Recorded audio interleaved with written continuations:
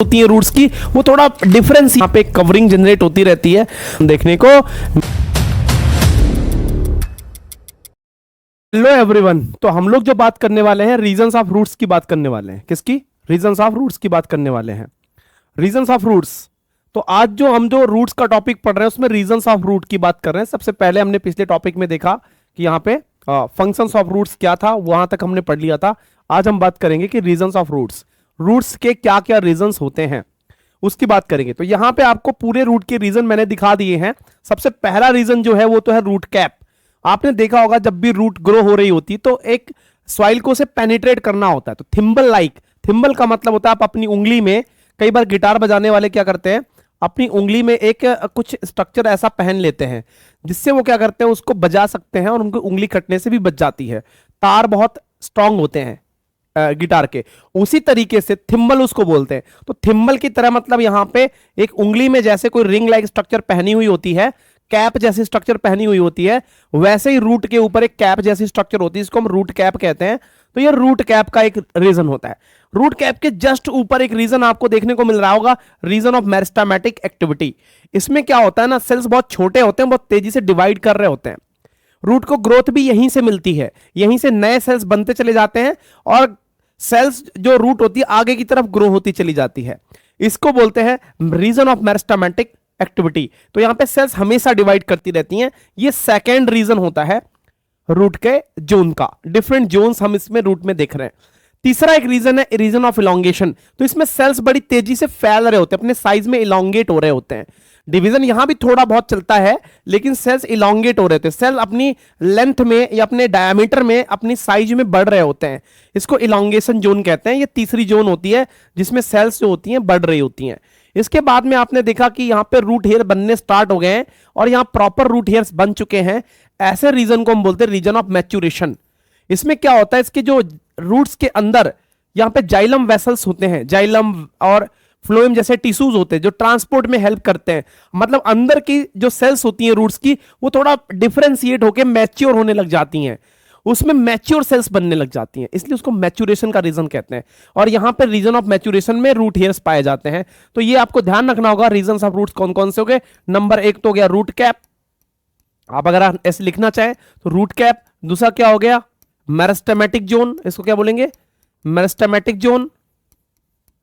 Meristematic zone होता है जिसमें सेल्स हमेशा डिवाइड करते रहते हैं। तीसरा जोन है कौन सा, इलोंगेशन जोन, इलोंगेशन जोन। और लास्ट में कौन सा है, चौथा एक जोन है जो सबसे ऊपर रहता है, रीजन ऑफ मैच्योरेशन, उसको बोलते हैं मैच्योरेशन जोन, मैच्योरेशन जोन। तो इस तरीके से रूट में आपको चार मेन रीजन देखने को मिलेंगे। अब हम इनको एक एक करके डिटेल करने वाले हैं। सबसे पहले हम देखते हैं region of the roots. Regions के रूट्स में root cap, regions of the meristematic activity, regions of elongation और रीजन ऑफ मैच्योरेशन, इनको एक एक करके डिस्कस करने वाले हैं। तो root cap, the root apex, root का जो अपेक्स होता है, मतलब रूट का ये वाला रीजन जो ये टॉप होता है, रूट का सबसे आगे जो सबसे डाउन होता है, सबसे नीचे होता है रूट का, उस रीजन की बात कर रहा है। तो ये जो रूट अपेक्स जो होती है थिम्बल लाइक स्ट्रक्चर से कवर्ड होती है, हाँ, जिसको हम रूट कैप कहते हैं। तो रूट कैप के बारे में बताना चाह रहा है। पहला पॉइंट तो रूट कैप के बारे में बता दिया इसने।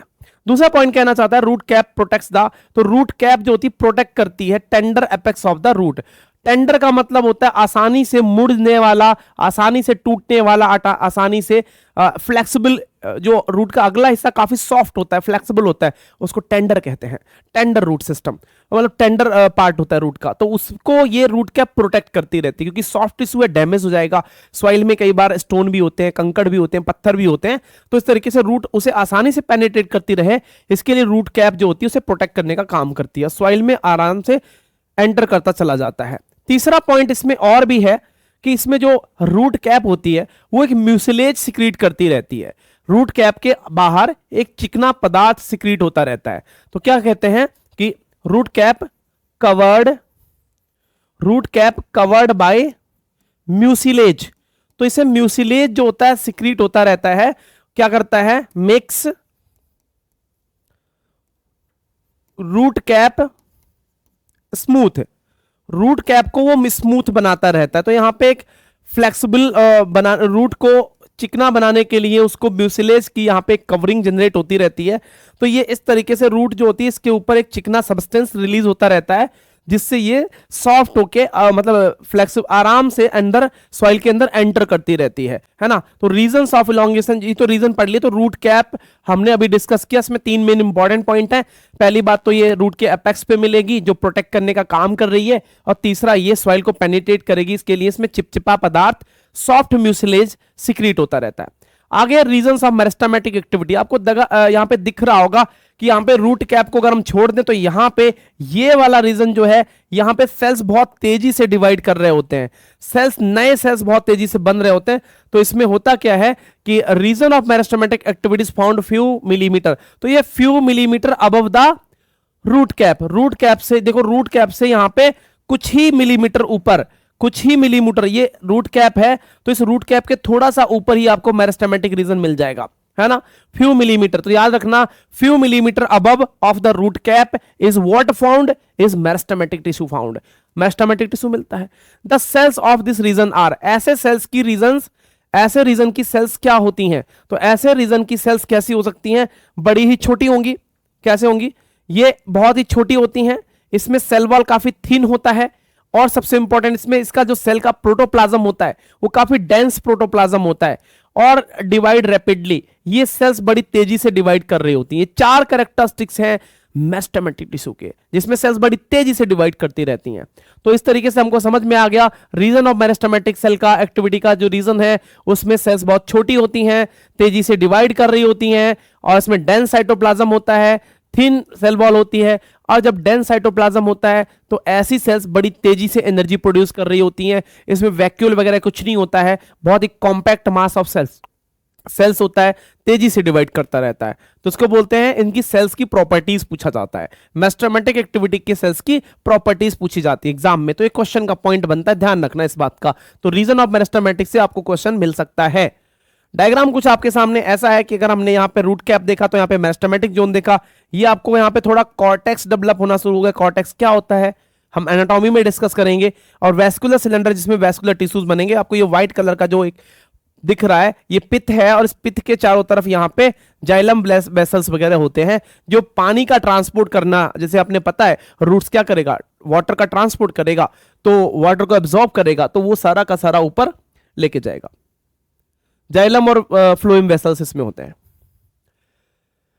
फिर आपको एक और रीजन देखने को मिलेगा, रीजन ऑफ इलोंगेशन। इलोंगेशन का रीजन क्या होता है आप बताओ। इलोंगेशन का रीजन होता है जिसमें सेल्स बड़ी तेजी से इलोंगेट हो रही होती हैं, अपने शेप और साइज में लंबी हो रही होती हैं, बढ़ रही होती हैं, तो ऐसे को हम रीजन ऑफ इलोंगेशन कहते हैं।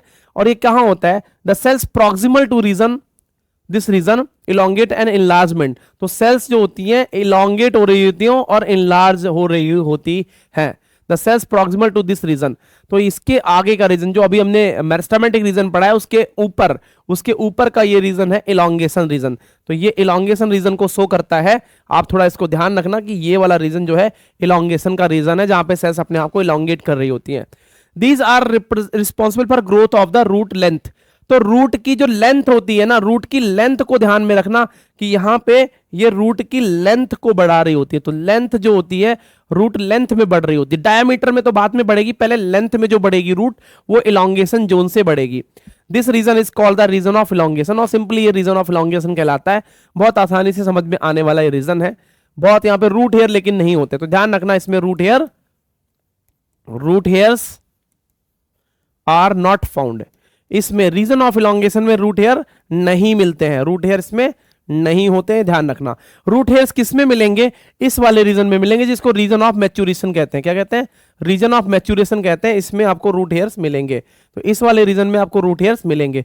रीजन ऑफ मैच्योरेशन, तो proximal to the region of elongation के रीजन के अगला रीजन कौन सा है, मैच्योरेशन का ये रीजन है, मैच्योरेशन का रीजन है, मतलब proximal to region of elongation the cells of elongation zone gradually differentiate. तो इसमें ग्रेजुअली डिफरेंशिएट कर रही होती हैं सेल्स, मतलब सेल्स अपने आप में मैच्योर होके कोई नया टिश्यू बना रही होंगी, अपने आप में स्पेशलाइज हो रही होंगी। तो ये ध्यान रखना कि सेल्स यहाँ पे डिफरेंशिएशन के केस में जा रही होती हैं। And the zone is also called the region of maturation, तो इसको हम लोग रीजन ऑफ मैच्योरेशन कहते ही हैं, ये सिंपल सी बात है। और फिर इसके बाद में from this region some of the epidermal cells, तो इसमें कुछ some of the epidermal cells क्या कर रही होती हैं, क्या बनाई रही होती हैं, रूट थ्रेड लाइक स्ट्रक्चर्स बना रही होती हैं, और ये थ्रेड लाइक स्ट्रक्चर्स को हम रूट हेयर्स कहते हैं। तो ये मैच्योरेशन के रीजन में आपको क्या देखने को मिलता है, मैच्योरेशन के रीजन में आपको रूट हेयर्स देखने को मिल रहे हैं, जो किससे बने हैं, एपिडर्मिस से बने। रूट हेयर्स है ना, आर फॉर्म्ड फ्रॉम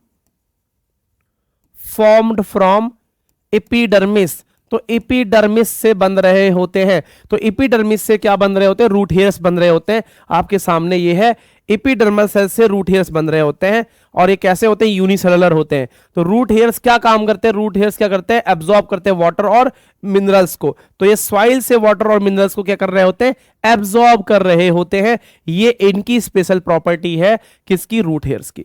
तो ये हमारा हो गया रीजन ऑफ मैच्योरेशन। आगे बढ़ते हैं, रीजन ऑफ मैच्योरेशन को आप यहाँ पे डायग्रामेटिकली देख भी सकते हो, कितना शानदार लग रहा है। बहुत सारे रूट हेयर्स इसमें ग्रो हो चुके हैं, इनको बोलते हैं यूनिसेलुलर रूट हेयर्स। तो ये रूट हेयर्स कैसे होते हैं, यूनिसेलुलर होते हैं, जो ट्यूब लाइक स्ट्रक्चर्स बनाते रहते हैं, रीजन ऑफ मैच्योरेशन का पार्ट है। नेक्स्ट वीडियो में हम ट्यून अप करेंगे स्टेम के बारे में, और स्टेम के बारे में डिटेल में डिस्कस करेंगे। अभी हम क्या करते हैं, एक बार रूट के रीजन को प्रॉपरली देख लेते हैं, रूट का रीजन क्या क्या था। तो हम लोगों ने यहां से सबसे पहले बात की कि रूट क्या होते हैं, रूट के बारे में हमने डिस्कस की हुई है, और पिछले वीडियो में आपने देखा उसको। और टाइप्स ऑफ रूट्स के बारे में बात की हुई है। तो इसमें 3 टाइप्स के होते हैं रूट्स, और 3 टाइप्स के ही रूट सिस्टम हमने डिस्कस किए हैं, जिसमें सबसे पहले आ जाता है टैप रूट सिस्टम, जिसको हमने डिस्कस किया और डिटेल में बात की कि ये मेजॉरिटी ऑफ डाइकॉट प्लांट्स में मिलेगा और मस्टर्ड प्लांट में मिलेगा। फिर हमने बात की थी टैप रूट के एग्जांपल्स, फिर हमने फाइब्रस रूट्स की बात की, जिसमें सबसे ज्यादा मोनोकॉटिलिडन प्लांट्स में ये मिलेगा, और ये फाइब्रस रूट्स होती है जैसे कि ग्रास में होती है। फिर हमने बात की थी एडवेंथिसियस रूट्स, तो ये कुछ ही प्लांट्स में मिलती है, जैसे कि मॉन्स्टेरा, बनियान एंड ग्रासेस में मिलती है, इसकी बात की थी। फिर हमने बात की फंक्शंस ऑफ रूट, जो बहुत शानदार चीज थी। इसमें क्या था, ये एब्जॉर्प्शन का फंक्शन करती है, और ये स्टोरेज का काम कर रही होती है, और ये सिंथेसिस का भी काम करती है। बट सिंथेसिस किनका करती है, प्लांट ग्रोथ रेगुलेटर, जिनको हम प्लांट हार्मोन्स कहते हैं। तो ये प्लांट हार्मोन्स का काम कर रही होती है रूट, प्लांट हार्मोन्स को बनाने का काम कर रही होती है रूट्स। और सबसे इंपॉर्टेंट लास्ट में पढ़ी रीजंस ऑफ द रूट्स, जिसमें हमने पढ़े कि 4 रीजंस होते हैं, ये 4 रीजंस होते हैं। तो 4 इंपॉर्टेंट रीजंस यहाँ पे रूट्स के देखने को मिलते हैं, root cap, meristematic, elongation zone and maturation zone. सबसे पहले हमने बात की रीजंस ऑफ द रूट्स, जिसमें कि रूट कप और ये सारी चीजें, इन्हीं को एक एक करके डिस्कस किया हमने अभी आपके इसी वीडियो में। तो इसमें रूट कैप के बारे में डिस्कस किया, जो एक प्रोटेक्शन का काम कर रही होती है, और फिर रीजन ऑफ मेरिस्टेमेटिक, जिसमें बड़ी सारी सेल्स डिवाइड कर रही होती है, और फिर हमने बात की रीजन ऑफ इलॉन्गेशन, जिससे प्लांट की लेंथ बढ़ रही होती है, रूट की लेंथ बढ़ रही होती है। और फिर बात की रीजन ऑफ मैच्योरेशन, जिसमें रूट हेयर्स बन रहे होते हैं, और रीजन ऑफ मैच्योरेशन आपके सामने है। अब नेक्स्ट डे हम बात करेंगे स्टेम के बारे में। जो ट्यून अप रही है नेक्स्ट वीडियो में, जिसमें हम डिस्कस करेंगे कि स्टेम क्या होता है।